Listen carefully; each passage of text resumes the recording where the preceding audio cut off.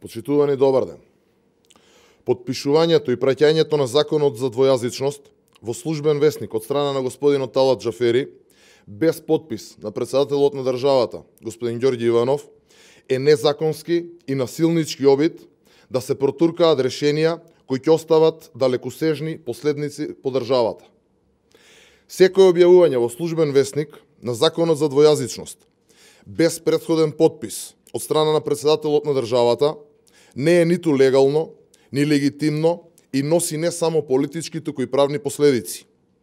Незаконското објавување на законите е злоупотреба на службената должност и е казниво согласно член 353 од Кривичниот закон на Република Македонија. Ова дело не застанува за година или две, за да може сторителот да биде амнестиран од кацарска судството на Зоран Заев. С оглед на тежината на делото и огромните штети за Република Македонија, кои би ги предизвикало незаконското објавување во службен весник, ставот 5 од членот 353 предвидува затворска казна од најмалку 5 години. ВМРО ДПМН ќе поднесе кривична пријава против Талат Џафери и директорот на службен весник, но и против сите за кои ќе биде утврдена одговорност дека го прекршиле законот за објавувањето на законот за двојазичност без подпис на председателот на државата. Дополнително, ќе поднесеме иницијатива за испитување на уставноста на законот за двојазичност до Уставниот суд. Со овој закон се урива уште еден темел на Република Македонија. Еден темел кој ги поврзува сите етнички заедници кои живеат тука. Овој закон е уште една хипотека преку која Заев се обидува да ја плати цената за неговото доаѓање на власт и затоа ваквото однесување на СДСМ и ДУИ е неприфатливо и срамно. ВМРО ДПМН ги повикува сите институции на централно и локално ниво да го игнорираат и бойкотираат операционализирањето на овој неуставен и штетен закон. Доколку одговорните во институциите се соочат со какви било проблеми или закани, ВМРО ДПМН и правната комисија им стојат на располагање за правна или било каква друга помош. Почитувани, власта нема легитимитет за промена на името и спроведување на законот за двојазичност. Граѓаните не го дадоа својот глас за Заев и СДСМ да се пазарат со државата и националните интереси. Со секој поминат ден со СДСМ на власт, штетите за Македонија се огромни. Заев, наместо да се охрабри да го распушти собранието, со цел организирање на предвремени парламентарни избори заедно со председателските, избега на луксузно земување во германскиот ски центар Гармиш-Партенкирхен. Заев бега затоа што знае дека се што направи е против волјата на граѓаните. Промената на името не е по волја на македонскиот народ, туку е поради изнудениот глас на 81 пратеник. Заев бега од избори затоа што сака да ја пустоши државата уште 2 години. Македонија не е и не смее да биде сламка за спас за пропаднетата политичка кариера на Заев. СДСМ знае дека во услови на техничка влада, со минимални гаранции за фер избори, тие ќе изгубат. Затоа бегаат и не сакаат избори. Господине Заев, провидни сте. Господине Заев и господа од СДСМ, покажете храброст и државотворност барем еднаш во животот и распуштете го собранието за организирање на предвремени парламентарни избори заедно со председателските. Изборите се единствен начин Македонија да тргне напред. СДС мора да замине за доброто на државата и низината иднина. ВМРО ДПМН ќе победи на овие избори и ќе ги поврати сите штетни процеси кои ги има направено оваа власт. Ви благодарам. Дали кога го пишувавте законот, ова вашиот говор, имавте во предвид како ќе се чувствуваат вашите сограѓани албанци кога ќе го слушнат ова од вас?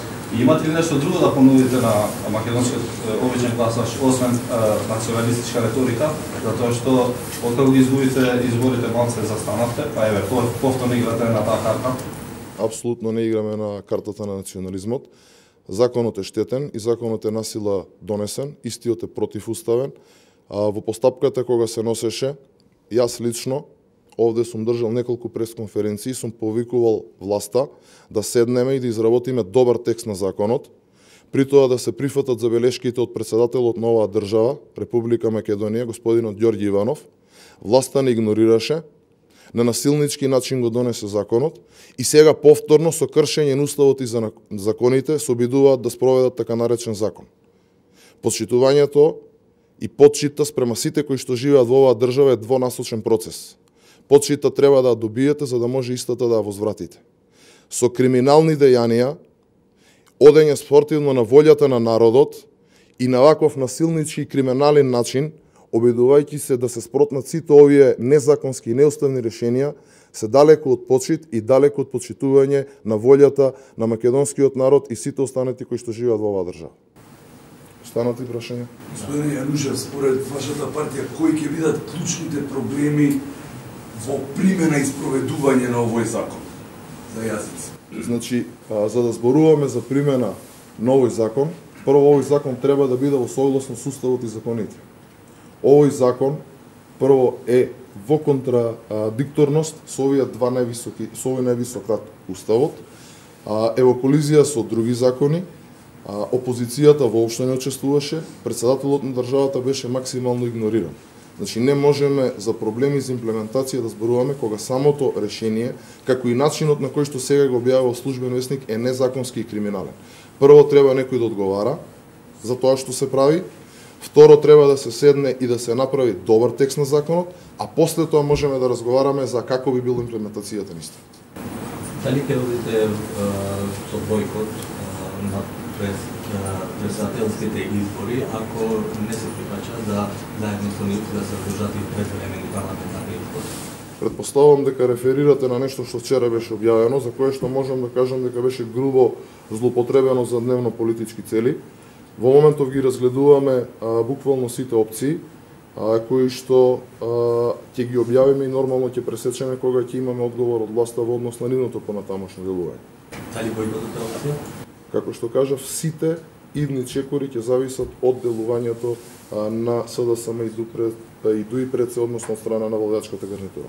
Што е за прашање, дали ќе мора да го мене, веќе има едно конкретно име за председател на државата? Како што знаете, конкурсот објавен пред 10 дена, односно јавниот повик, истиот трае до 31 јануар. По завршување на огласот ќе следи проверка на кандидатурите, односно дали истите ги исполнуваат законски предвидените услови за да се биде кандидат за председател на Република Македонија, пошто на 16 февруар ќе одржиме конвенцијата, каде што ќе се изврши изборот за кандидат на ВМРО-ДПМН за председателските избори 2019. Така да во овој момент било кое споменување на било кој име е само на база на шпекулација. Повикавте во вашиот говор, ако не се лажам, и судците да не го спроведуваат овој закон за јазици, што значи ако утре го мора да дојде на власт и ќе направи се за да укине овој јазик. Дали е тоа порака за што? Значи, како што кажав, ВМРО-ДПМН ќе направи се што е во наша моќ да ги врати овие штетни процеси онаму каде што треба и да припаѓаат. Дали кој е ставот на ВМРО? Дали албанците заслужуваат да го употребат својот мајчин јазик? Да, апсолутно заслужуваат да го употребат мајчиниот јазик, исто како и сите останати бошњаци, срби, роми, сите оние кои што живеат на територијата на Република Македонија, каде што еден закон ќе се донесе со консензус помеѓу сите политички субјекти и пред се и над се закон кој што ќе биде во согласно со уставот и кој нема да биде во колизија со останатите закони, и при тоа ќе се испочитува целата законски пропишана постапка која што е потребна за донесување на еден таков закон.